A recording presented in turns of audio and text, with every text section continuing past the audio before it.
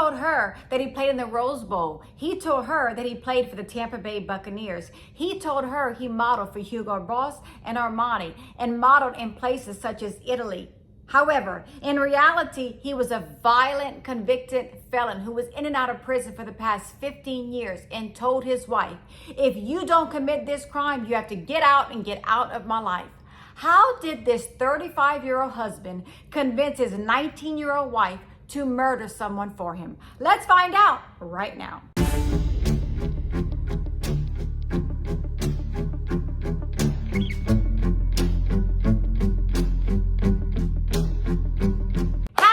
Wednesday, my Cajun cuties. Yes, it's me, Anne Marie, aka the Cajun Crime Queen from Carriacou, Louisiana. Cajun born, Cajun bred, and when I die, I'll be Cajun dead. I hope after this video that you like, subscribe, and comment, and don't forget to press notification bell so you never miss a video from me, Anne Marie. I hope you have a beverage. I hope you have a snuggle porter or a snuggle fur porter. Those are the best, and you're ready to hear a true crime story with yours truly. And as always, I want to know, are y'all drinking that water? Are y'all staying hydrated? Are y'all getting those tickers up? Remember, just a quick 20-30 minute walk, especially first thing in the morning, get those endorphins up, and you're going to have an amazing, wonderful day, I promise you. And as always, thank you all for joining me on this Wicked Wednesday evening as we discuss another true crime case. Today, I'm going to take you back to Tampa, Florida, 2003, when a horrific murder took place. I remember hearing about this murder as I watched a TV series, Snapped. Have y'all ever heard of Snapped? If y'all want to watch a good crime show, y'all need to go watch Snapped. It's been on for over 2 decades. It's a great show to watch if y'all like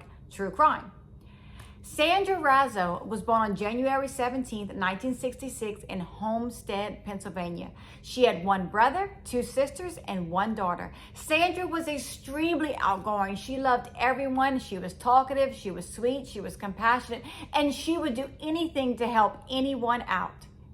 Back in 2001, Sandra moved from Alabama to Tampa, Florida after a very bad breakup. And Sandra made a very good choice. As y'all know, I'm a Florida girl. I love Florida very much, especially Miami. So Sandra had very good taste. She wanted to be in Florida.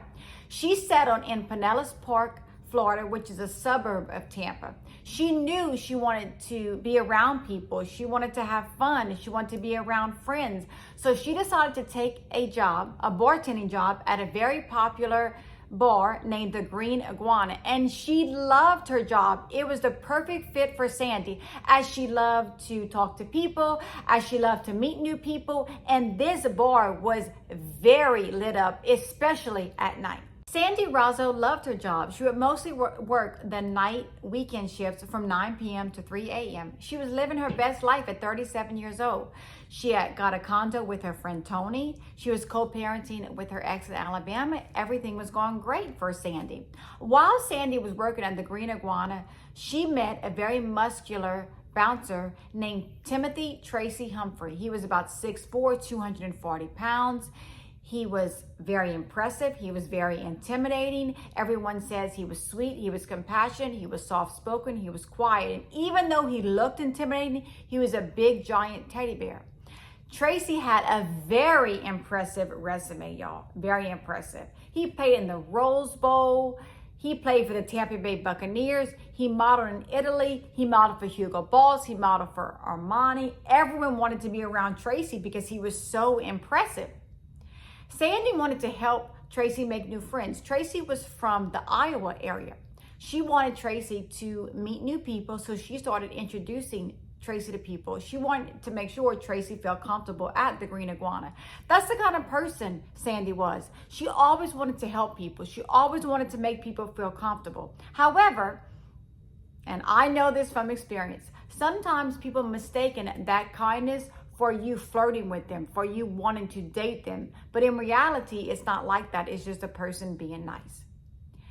Tracy kept asking Sandy out, and she kept saying no. She kept rejecting him. However, Tracy didn't want to take no for an answer. On the night of February 22nd, 2002, Tracy needed a ride home, and he asked Sandy, he said, "Do you mind giving me a ride home?" Sandy, the nice, sweet, compassionate person, said, "Of course, we're friends. I'll give you a ride home." Once they arrived at Tracy's home, Tracy convinced Sandy to go inside. And that is where Sandy says that Tracy S.'ed her, brutally assaulted her and held her captive for a certain amount of days. She was terrified. She finally convinced Tracy to let her go. She told Tracy that she had a plane to catch. She was going on her way to Pennsylvania to see her friends and family and had to be on this plane. Tracy allowed her to leave, and once Sandy left Tracy's house, of course, she reported him to authorities. She wanted Tracy Humphreys to be arrested for SAing her and brutally assaulting her. And when I saw her pictures of her face, what she says Tracy did, it is on a whole nother level of brutal. Timothy Tracy Humphrey is arrested and charged with the assault of Sandra Razzo. He is out on bail. When he gets out of jail, he tells people that he will take his own life before he ever walks in a jail cell again, that there is no way he is going back to jail. And Tracy Humphrey is looking at serious jail time, up to 10 years in prison. And even though Tracy says he has this big, huge, impressive resume, this wonderful background, in reality, Tracy Humphrey has been in and out of prison for the past 15 years. After he gets out of jail, he moves to Brandon, Florida, where he starts working as a personal trainer at a gym. And this is where he meets 19-year-old Ashley Laney in September of 2002. Ashley Laney has a very troubled childhood. By the time she was born in 1982, her father was in jail for assault. Her mother was an alcoholic, leaving Ashley's grandmother to raise her. Ashley loved her grandmother and was extremely close to her. Ashley was on the right track. She stayed on the right path. She was an honor student, making all A's all the time. However, in Ashley's senior year of high school, her beloved grandmother passes away, and this just shook Ashley. She was upset. She was depressed. She missed her grandmother so much. And we all know how that is. A grandmother's love is something extremely special. We all love our grandparents. I know I miss my grandparents every single day. Ashley finished her senior year with honors and decided to go to college. She attended one semester of college, and that is when she dropped out. She started working at a smoothie cafe across the street to where Tracy Humphrey was personal training people at the gym. That is where Ashley Laney met 35-year-old Tracy Humphrey. Of course, Tracy Humphrey told Ashley the same thing he told everybody. He was a model. He played for the Tampa Bay Buccaneers. He went to Italy. Everyone was always so impressed by Tracy Humphrey, especially Ashley. Here she was, this 19-year-old sweet, naive girl in love with this 6'4", over 240-pound, 35-year-old man that everyone thought was so impressive. Of course she was in love. Of course she was happy. Of course she believed every single word he ever said. And Ashley Humphrey decided to leave the smoothie place, start working at the same gym that Tracy was working at as a personal trainer. By 2003, they were in love, they were living together, and they wanted to be together forever. However, Tracy knew that he had to tell Ashley about his upcoming case involving Sandra Razzo. He told Ashley about the case, and he told Ashley, look, none of it's true. Her and I were seeing each other, and she was just upset because I started seeing other women, so she made up this whole thing to get back at me. And as always, Ashley believed him and said to herself, there's no way that my boyfriend did this. There's no way he would commit this type of crime. She's just trying to get back at him. Tracy made sure that Ashley knew exactly what happened. Tracy and Ashley decided they wanted to get married. Tracy asked Ashley, when do you want your wedding anniversary to be? Ashley said, let's get married on July 4th because every anniversary will have fireworks.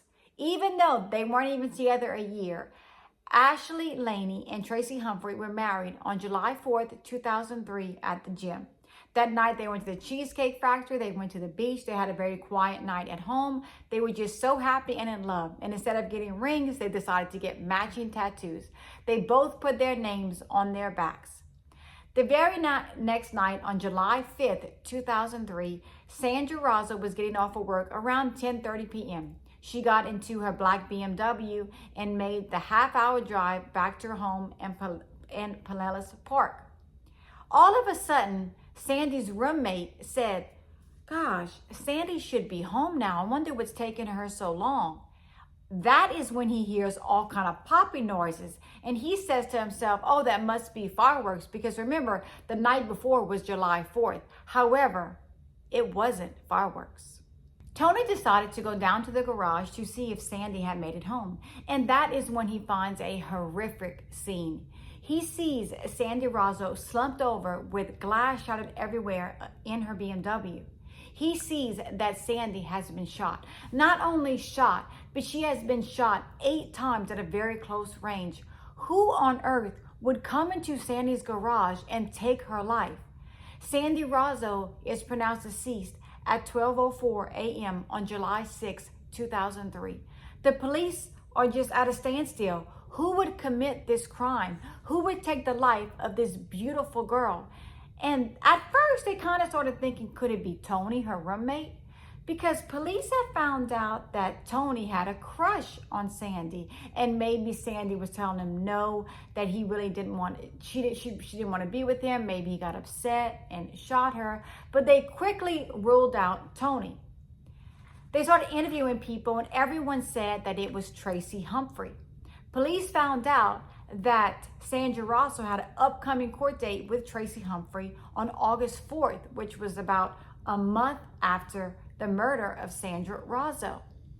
On July 7th, 2003, the authorities decide to drive to Brandon, Florida to interview Tracy Humphrey.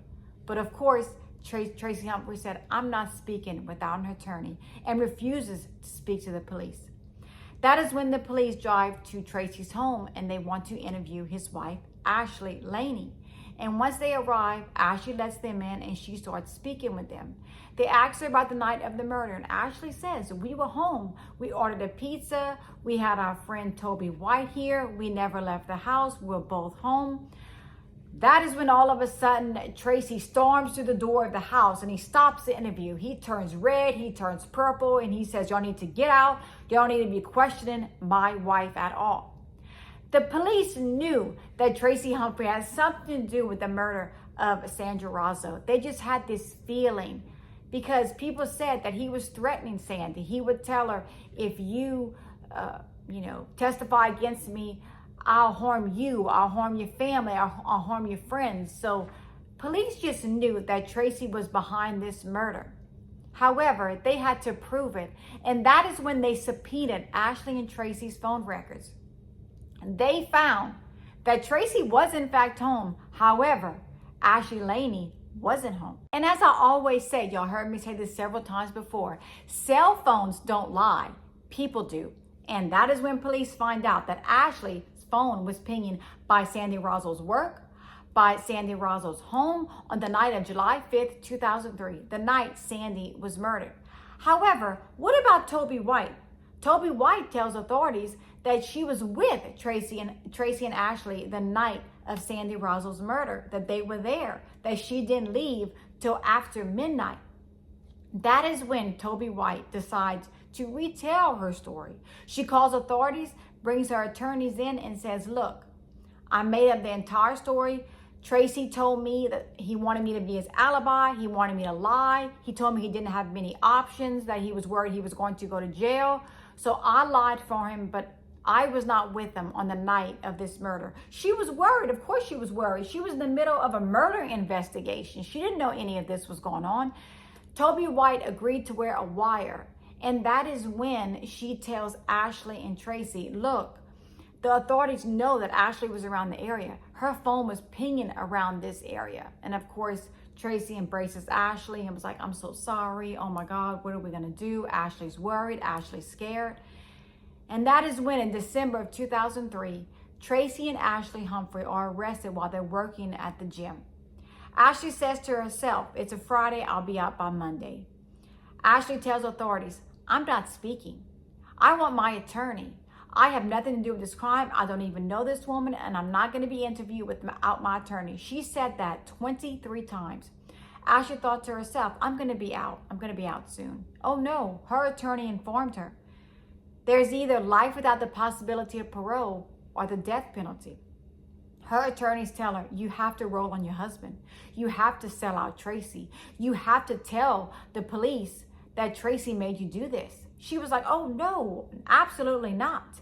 And that is when her attorneys tell her, "Do you know everything that your husband told you was a flat out lie. He never played for the Tampa Bay Buccaneers. He never modeled in Italy. He never played for the Rose Bowl. And he has been in and out of jail for the past 15 years, mostly for domestic violence and assaulting all of his exes. She was shocked. But what she was most shocked about was Tracy Humphrey was having an affair with her male hairdresser, Hector. Hector told authorities that he and Tracy had been lovers for a while. Ashley Humphrey was beyond furious. She was so upset that everything her husband had ever told her was a lie. And she was most upset that her husband was having an affair with her hairdresser. Ashley told her attorneys in March 2004, "I am ready to talk."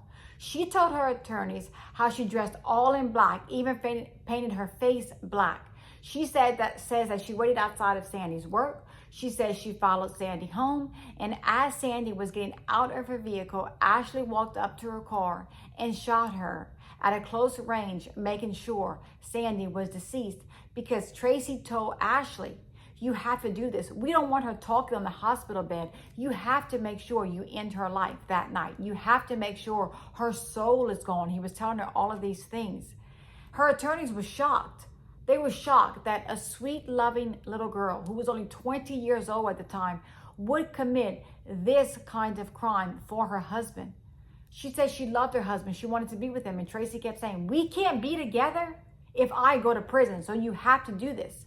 And that is when Ashley shocked her attorney even more by saying this wasn't the first time she tried to take the life of Sandy Razzo. She says that one night Sandy was leaving and she was sitting in her VW Bug. She pulled out a rifle, wrapped jeans around the rifle, aimed the firearm at Sandy, but instead of shooting Sandy, she shot out her side mirror. Tracy was so upset. Hurry up and burned up the VW Bug. He wanted to get rid of any type of evidence. And remember, Ashley had borrowed a firearm from her mother's boyfriend, and he told authorities that that firearm had never been returned and that Ashley needed that firearm for protection. And that is the same firearm that took the life of Sandy Razzo.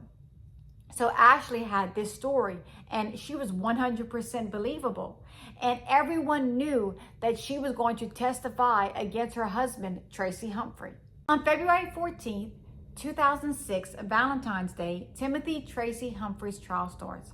On February 20th, 2006, Ashley Humphrey takes the stand, and that is when she tells the jury everything that happened the night of July 5th, 2003 with Sandra Razzo, telling the jury how she took Sandy's life. And in my opinion, when I watched Ashley speak, she was believable. 3 days later, Tracy Humphrey takes a stand, and that is when he tells the jury that this was all Ashley's idea. All of this was Ashley's idea, that Ashley told him, "What if Sandy doesn't show up for the trial?" And Tracy says he told her, "Well, I'm kind of hoping that happens. I hope she just doesn't show up. I hope she just says to herself, I lied about everything. I'm just not going to show up." And Ashley says, "What if someone doesn't allow her to show up?" And Tracy says he told Ashley, "Oh, don't even joke like that. Don't even say that." He says that is what Ashley said. Now, I'm going to pause right there, okay? This is a master manipulator who abused several other exes of his. He's going to think the jury's going to believe him when he says that his sweet little 19-year-old girlfriend was saying that she was going to have this huge idea to murder Sandra Razzo. Did he really think the jury was going to believe that when he is a convicted felon who's been out of prison for 15 years? It wasn't believable. And on February 24th, 2006, Tracy Humphrey is sentenced to life in prison without the possibility of parole. And because Ashley Humphrey testified against her husband, she had a reduced sentence. She received 25 years. She will be released on December 13th, 2028. She will be 46 years old. And on another note, Tracy Humphrey tried to escape prison in April of 2006. He was being transported somewhere, and that is when he escaped. However, he was found coiled around a rock in the woods in Florida like a snake. He was just wrapped around a rock. He was quickly taken back to prison. Of course, everyone knew Tracy Humphrey was guilty of this. From the start, everyone knew. However, like Sandy Rozzo's mother said, on the night of July 5th, 2003, Tracy Humphrey just didn't take the life of her daughter, Sandy Rozzo. He took 2 lives that night because he destroyed Ashley Humphrey's life. She was only 19, 20 years old at the time. She wanted to be with her husband and believed every word he said. But in reality, everything Tracy Humphrey told his wife, Ashley, was a complete lie. My final thought, I always give y'all my final thought. And my final thought is, don't ever think you have to hurt someone else to be with the person you love. It is not worth it. And if that person is telling you that you have to hurt someone else to be with them, you don't need to be with them, because nobody would put you in that type of situation. No one would. And that is the scary thing about when you love someone so much. You're blind. You don't realize what you're doing. In reality, Tracy Humphrey was a dangerous, violent, convicted felon, and Ashley had no clue what kind of person her husband was. She believed everything that he ever told her. But she is, during her time, she is serving several years in prison for what she did to an innocent lady that she had never met. She didn't know who Sandy Rozzo was. She just thought this was a terrible person who was trying to put her husband away for the rest of his life. She didn't know anything about her. So never think you have to resort to hurting someone to be with someone that you love. Always remember that you are important, you are special, and you don't need to be doing that to anyone. My thoughts and prayers go out to Sandy Rozzo's family, especially her daughter. I hope that she remembers all the good memories she had with her beautiful mother, Sandra Rozzo. I hope after this video that you like, subscribe, and comment. And don't forget to press notification bell so you never miss a video from me, Anne Marie. And as always, stay safe, always be aware of your surroundings, and always know that I'm here for each and every one of y'all. I will see y'all next week with more Cajun Crime videos. And as always, thank y'all all for the love and support. And for you, I am truly grateful. I love each and every one of y'all. And y'all have a good night. And thank y'all again for joining me on this Wicked Wednesday evening. Bye.